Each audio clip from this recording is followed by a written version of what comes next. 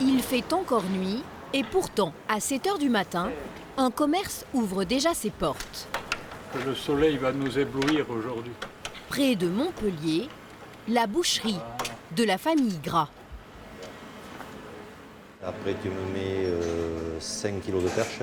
Michel, le père, passe les premières commandes de la matinée. 6 kilos de saucisson fleur de bois. En arrière-boutique, c'est déjà le grand rush. Les bouchers jouent du couteau. Au total, 10 personnes travaillent dans cette petite entreprise familiale. Et à côté de Monsieur Gras, il y a d'abord Madame. Une petite barquette de carottes, une grosse. Voilà, je vous présente Véronique, mon épouse. D'accord. Qui travaille avec vous depuis longtemps ? Depuis que nous sommes mariés. Donc... 34 ans exactement. Et depuis 10 ans, il y a aussi le fils, Sébastien. Il a développé une nouvelle activité, le rayon traiteur, et c'est même lui qui prépare les petits plats.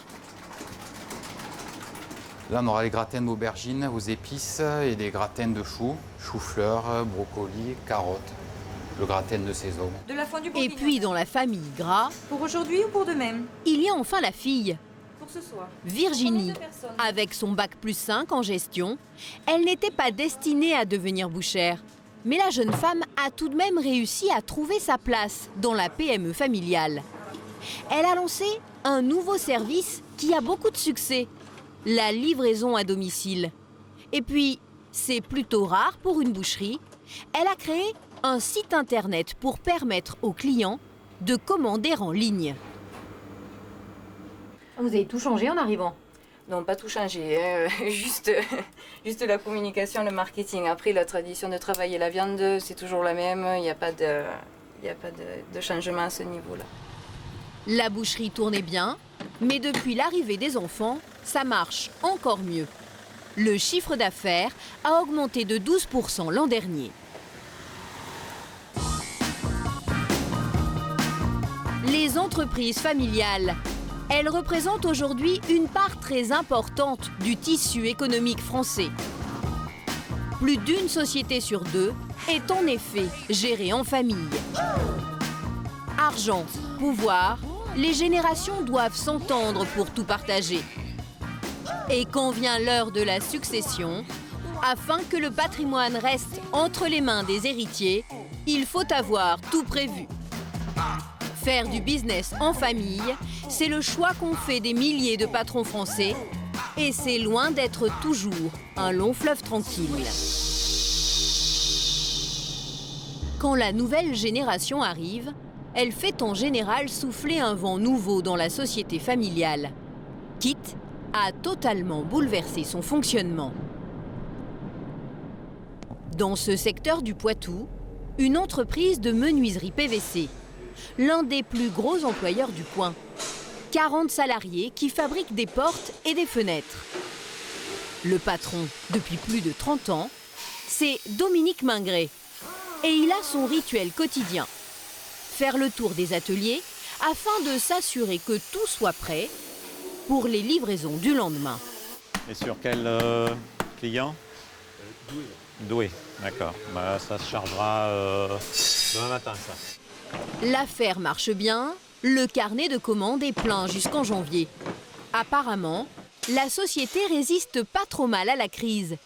Mais il faut dire que les méthodes de travail ont totalement changé depuis quelque temps. Et cette révolution, on la doit au nouveau bras droit du patron. Donc là, on se retrouve dans votre bureau.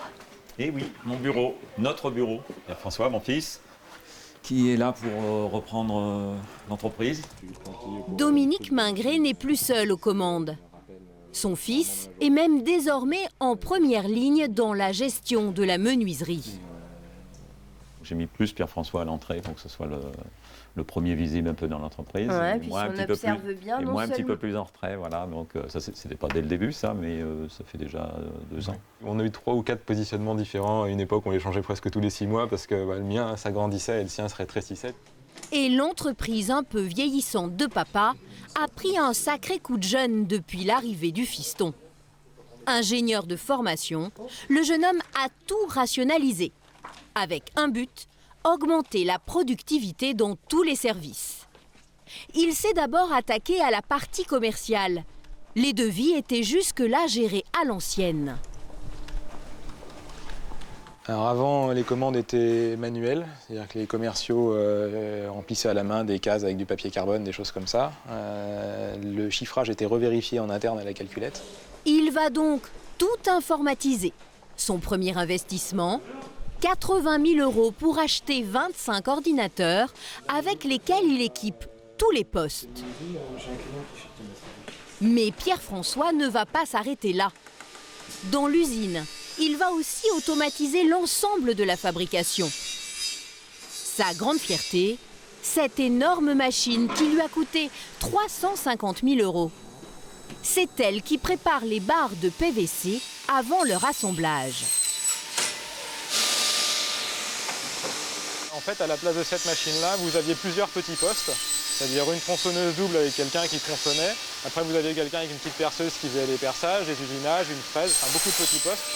Résultat, c'est 15% de productivité en plus. Au total, Pierre-François a dépensé plus d'1 million d'euros pour moderniser la PME de papa. Ça veut dire, monsieur Mingret, que votre fils vous coûte cher quand même là depuis son arrivée? Qui le dites-vous? Non, bah, tant qu'il en reste un petit peu dans la caisse, ça va. Mais non, c'est justifié à chaque fois. Et dans sa course à la rentabilité, Pierre-François ne se contente pas d'investir, il traque aussi le moindre coût superflu. Ce matin, réunion avec les commerciaux de la société. Le fils a une annonce délicate à leur faire, alors il a sorti le grand jeu. Comme dans une grosse entreprise, rétroprojecteur et écran géant. 19% du chiffre d'affaires représente 42% des frais de livraison. Chiffre à l'appui, il va leur démontrer que la livraison gratuite, un service mis en place il y a 30 ans par son père, coûte désormais trop cher à la menuiserie. Clairement, on perd de l'argent puisque les commandes sont faibles. C'est-à-dire quand vous avez des commandes à 100, 110 € et qu'on va livrer et que ça nous coûte une trentaine d'euros, on n'est pas rentable sur l'histoire. Donc le service c'est bien, mais il faut que ça soit un service où on gagne quand même de l'argent, parce que si le service c'est de travailler à perte, ça ne marche pas. On peut la supprimer si. Avec cette mesure, le jeune homme espère réaliser tous les ans au moins 20 000 € d'économies. Et ce ne sera pas négociable, car la méthode Pierre-François est bien moins souple que celle du papa. Les salariés qui travaillaient depuis des années avec le père n'ont pas eu le choix. Ils ont dû s'adapter aux changements technologiques imposés par le fils. C'était carrément la révolution, oui, tout à fait. Ça a été un peu mal vécu au début? Assez, oui. Très difficile. Surtout quand on n'a jamais l'habitude de ce genre de truc. C'est clair. Grâce à toutes ces transformations, Pierre-François a réussi, malgré la conjoncture, à augmenter le chiffre d'affaires de la société paternelle. Il atteint cette année près de 5 millions d'euros.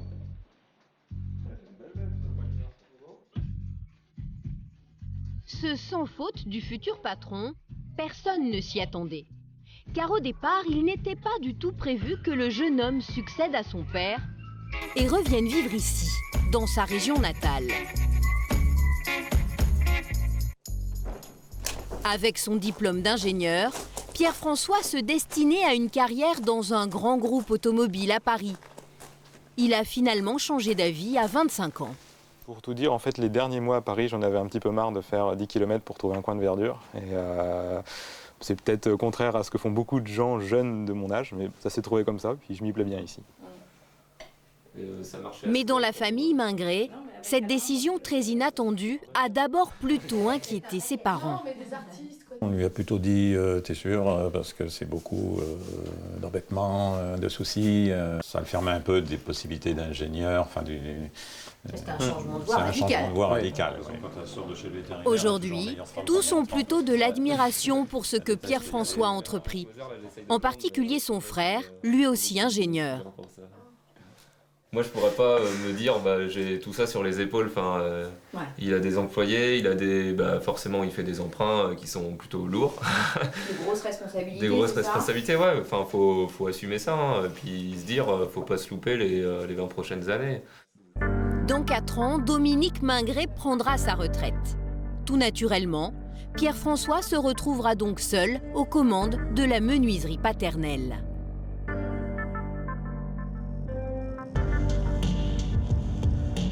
Mais ce passage de relais peut parfois être plus compliqué entre générations. Car certains patrons ont du mal à céder le pouvoir à leurs propres enfants, même quand ce sont eux qui les ont appelés à la rescousse. Patrick Mignola, la quarantaine fringante, est le fils d'un entrepreneur du bâtiment en Savoie.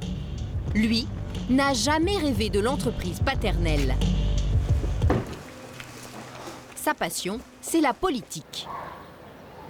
Tous ces lundis, il les passe ici, à la mairie de la Ravoire, une petite commune juste à côté de Chambéry. Salut. Fallait nous dire, moi je serais allée chez le coiffeur, hein, quand même. Oui, tu es parfait. Oh merci, monsieur le maire. Il est le maire depuis 2001, un objectif qu'il s'était fixé alors qu'il était encore très jeune. J'ai démarré à 7-8 ans, c'est à 7-8 ans que j'avais envie de devenir maire de la Ravoire. Et puis effectivement, après j'ai été élu jeune aussi, parce qu'à 24 ans j'étais adjoint au maire, à 26 ans conseiller général, à 29 ans maire. Son parcours s'annonce prometteur, car il côtoie les grands noms de la politique. François Léotard, pour lequel il travaille au ministère de la Défense, puis François Bayrou, qu'il soutient pendant sa campagne lors de la dernière présidentielle. Voilà, les visites de François Bayrou en Savoie. Là, on était dans le Beaufortin. C'était un joli moment. Mais en 2008, changement de programme. Fini ses rêves de devenir un jour député. Tout s'arrête. Patrick Mignola devient chef d'entreprise. Où est-ce qu'on arrive ici? Ici, c'est l'entreprise. C'est mon autre vie. Son autre vie, Bonjour, monsieur Mignola. c'est cette grosse PME. Une société de carrelage, la 5e en France. Elle réalise 20 millions d'euros de chiffre d'affaires par an et emploie 150 salariés.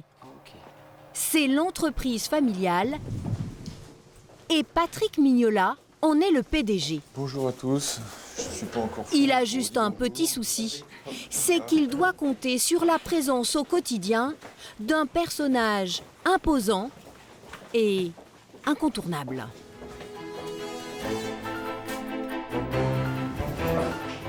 Papa, ou plutôt Edmond Mignola, 66 ans, le patriarche. 1,85 m de muscles et d'autorité. Son parcours est une vraie success story. Par l'étancheur. À ses débuts, le jeune homme orphelin n'a pas un sou en poche, mais déborde d'ambition. Il commence comme simple carreleur avant de créer sa propre affaire il y a plus de 40 ans. Une petite entreprise qu'il va construire avec son épouse pour en faire l'un des leaders dans son secteur. L'aventure aurait pu s'arrêter là quand sa femme est tombée malade. Mais Edmond Mignola va appeler l'un de ses 3 enfants en renfort, son fils aîné, Patrick.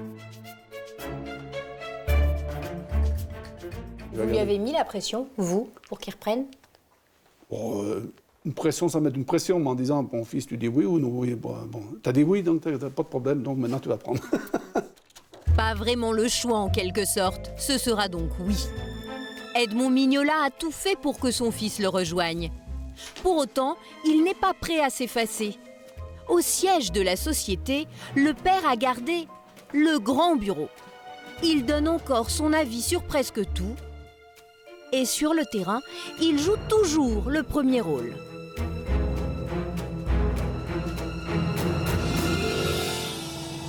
Edmond Mignola est encore présent sur chaque chantier. Et quand Patrick arrive sur place avec Edmond, ce n'est pas le nouveau PDG que l'on salue en premier, mais son père. Ça va? Ça va? Ouais, bien, bien. Car pour tous, carreleur ou conducteur de travaux, le patron, c'est toujours lui. C'est qui pour vous le patron? C'est le fils ou Ah bah c'est M. Mignola, bien sûr. Pourquoi? Pourquoi? Ça fait 15 ans qu'on travaille ensemble, 10 ans qu'on travaille ensemble. Edmond Mignola a passé des années sur les chantiers, alors forcément rien ne lui échappe. Dans cette pièce qui vient d'être terminée, l'ancien carreleur remarque tout de suite un petit défaut de finition. Ah ouais, il faut couper comme ça, là. Ouais, d'accord. Quand on voit des petites affaires comme ça, parce que si je viens, je vois, il vaut mieux le voir maintenant que de le voir dans 3 mois. Hein. En 3 mois, tout le chantier sera fini. Alors quand je le vois tout de suite, on dit qu'est-ce qu'on fait? On rectifie tout de suite. À 66 ans, et même s'il n'est officiellement plus le patron, le père reste donc indispensable au fiston. Moi, je suis évidemment obligé de m'appuyer dessus. D'abord parce qu'un carreleur ne peut pas lui dire une bêtise à lui, ça c'est évident. Alors qu'à moi, il pourrait éventuellement m'en raconter une. Mais de temps en temps, il faut que j'aille le voir et pour lui dire tiens, là-bas, j'ai vraiment un problème technique, donc tu vas m'expliquer si ça va dans le bon sens ou dans le mauvais. Quoi. Vous allez continuer comme ça encore longtemps? Oh, le plus longtemps possible, hein. Peut-être pas encore pendant 40 ans, mais allez, encore quelques années, quoi. Difficile pour Edmond Mignola d'envisager son départ à la retraite. Toutefois, ce patron a réussi la première étape, attirer l'un de ses héritiers pour prendre la relève. Mais faire venir ses enfants dans l'entreprise familiale ne suffit pas pour réussir la transmission. Il y a un autre obstacle à franchir, et celui-ci peut coûter beaucoup d'argent.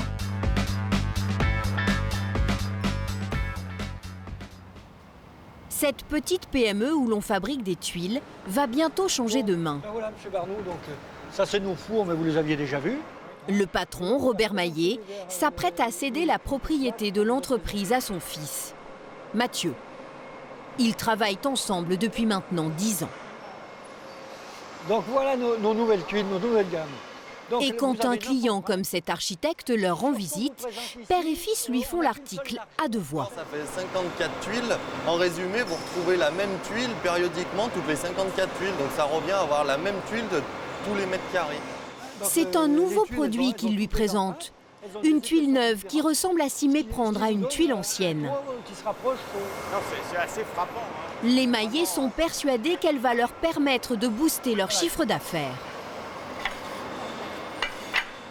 Là, je pense qu'on va avoir un nouveau marché qui ne va pas durer parce que nos concurrents vont obligatoirement nous copier. Mais on aura au moins eu l'avantage d'avoir sorti ce produit les premiers. Si M. Maillet est aussi confiant, c'est que ces tuiles sont très recherchées. Elles habillent de très nombreux monuments historiques.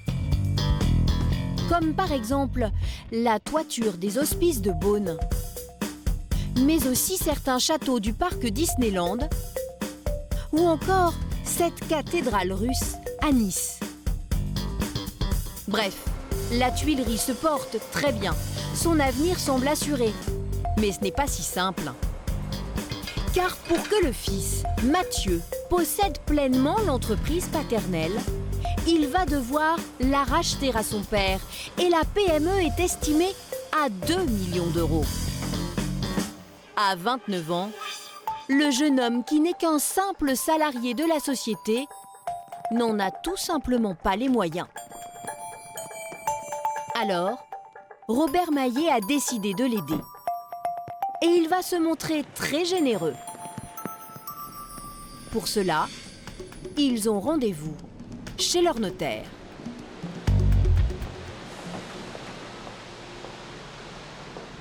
Bonjour. Bonjour, Enchanté. Mon fils. Allez, suivez-moi. L'entrepreneur a décidé de donner la moitié de la tuilerie à ses enfants. 25% pour son fils et la même part à sa fille. Soit un joli cadeau d'une valeur totale de 500 000 euros pour chacun. Ça m'intéresse. Votre objectif, c'était de dire j'en transmets une partie par donation, pour faciliter la transmission de patrimoine au profit de mes 2 enfants. Mais pour M. Maillet, cette donation ne sera pas gratuite. Il va devoir payer des droits à l'État. Selon nos calculs, plus de 80 000 euros. Le prix à payer pour que son affaire reste dans la famille. Oui, mais ça dépend de votre communauté. Donc, Monsieur Maillet, même si vous donnez, ça va quand même vous coûter. Oui. Oui, mais c'est prévu. Franchement, au final, est-ce que par moment vous diriez pas, je ferais mieux de vendre? Non. Alors ça, c'est sûr pas. Pour le coup, ça vous coûterait rien. Ça ne coûterait rien et à la limite, je toucherais la valeur totale de l'entreprise, quitte après à redonner une partie de cette valeur en liquide, enfin par chèque à mes enfants. Mais ça les exclut complètement de l'entreprise. Dans les jours qui viennent, Mathieu sera donc propriétaire d'un quart de la tuilerie familiale. Mais le jeune homme va devoir ensuite s'engager et, sur le long terme, il lui faut racheter les parts de son père, 50% de la valeur de l'entreprise, soit 1 million d'euros. Pour le père, c'est son assurance retraite. Pour le fils, c'est la garantie d'avoir les pleins pouvoirs dans la société sans attendre l'heure de l'héritage. Mathieu n'a qu'une solution, s'endetter. Alors, l'expert comptable de l'entreprise a déjà tout préparé. Madame Poli, vous allez bien? Ça va et vous? Anne-Laure Poli a notamment calculé le montant de ce que Mathieu devra rembourser chaque mois. Au niveau de la donation, effectivement. Alors, on va partir sur un emprunt sur 7 ans. Oui. Grosso modo à 5%. Hein, c'est à peu près ce qu'on peut voir actuellement. Ça représente quelque chose comme 14-15 000 euros par mois. 15 000 euros par mois. Ouais. Donc c'est quand même un montant qui est important. Et la durée des... 15 000 euros. Le jeune homme accuse le coup. Certes, l'argent ne va pas sortir de sa poche, c'est la société qui va payer. Mais encore faut-il qu'elle réalise des bénéfices suffisants. Et ça l'inquiète un peu. Mais en moyenne, c'est 7 ans, effectivement. Et si au-delà des 7 ans, j'y arrivais pas? Pour raison X, on a le droit de prolonger 1 ou 2 années de plus. Après, c'est voir avec la banque. Après, voilà, ça pourrait être envisagé. Simplement, les banques, c'est... Non, C'est une sacrée responsabilité pour ce tout jeune entrepreneur. Il n'a donc plus le droit à l'erreur. Il faut bien que tu comprennes, c'est toi qui paye. Hein. Il y a quand même cette exigence pour vous de réussir. Il n'y a pas le choix. C'est un impératif. À partir du moment où on s'engage. Il n'y a pas le choix. Ah non, mais j'en ai conscience. Une pression financière très lourde pèse donc sur les héritiers des entreprises familiales. C'est d'ailleurs le principal obstacle à la transmission de ces sociétés. Aujourd'hui en France, seul un patron sur 2 parvient à léguer sa PME à ses enfants.